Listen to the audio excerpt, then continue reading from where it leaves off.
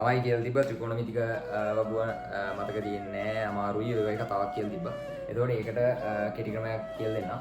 එතකොට බිඳුවත් එකත් අතර තමයි ත්‍රිකෝණමිතික අගයන් පවතින්නේ. එතකොට මේකේ කරන් කියනවාට මෙච්චරයි. බිඳුව කාල භාගේ 4/3 එක කියලා දාගත්තා. එතකොට අපිට තියෙන්නේ අංශක වලින් බිඳුව තියෙනවා 30 තියෙනවා 45 තියෙනවා 60 තියෙනවා 90 තියෙනවා. ඔය ටිකනේ තියෙන්නේ අපිට. ඔය අමාරුයි කියන එක ටිකනේ. ඔච්චර තමයි අපිට තියෙන්නේ. හරිද? එතකොට සයින් අගයන් කොස් අගයන් tan අගයන් තමයි අපිට ඕන. හරි. ඔගේ සයින් අගය හොයාගත්තා නම් අනිත් ඒවා ගැන එච්චර දේවල් නෑ නැති. හරිද?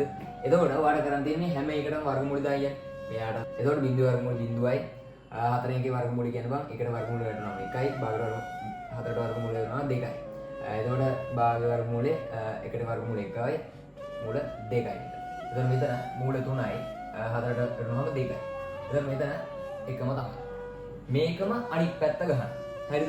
මේකම අනිත් පැත්ත ගන්න. එක මූල 3 බෙදීම 2 එකේ අර මූල 2 භාගේ බිඳුව. ඊට පස්සේ tan කියන්නේ බං අපි දන්නවා පොඩි සම්බන්ධතාවක් තියෙනවා sin අගය බෙදීම cos අගය සමානයි tan අගය. ඒ හින්දා බිඳුව බෙද්දා එකෙන් බිඳුවයි.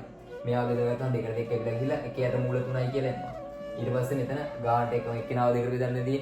එතකොට එන්නේ 1යි. මෙතන ගානට දෙකට දෙක කියලා ගිහලා මූල 3යි. මෙතන එක බිඳුව වෙනවා අනන්තයයි කියලා දැන් අපිට O level මට්ටමේ දීලා තියෙන්නේ. ඔගේ ලොකු කතාවක් තියෙනවා. ඒක මතක් කරන්න. අපිට O level මට්ටමේ තියෙන ගානට අපි කතා කරමු. හරි නේද? එහෙනම් මෙන්න කතාව. මේ ටික මතක තියාගන්න ඉතින්.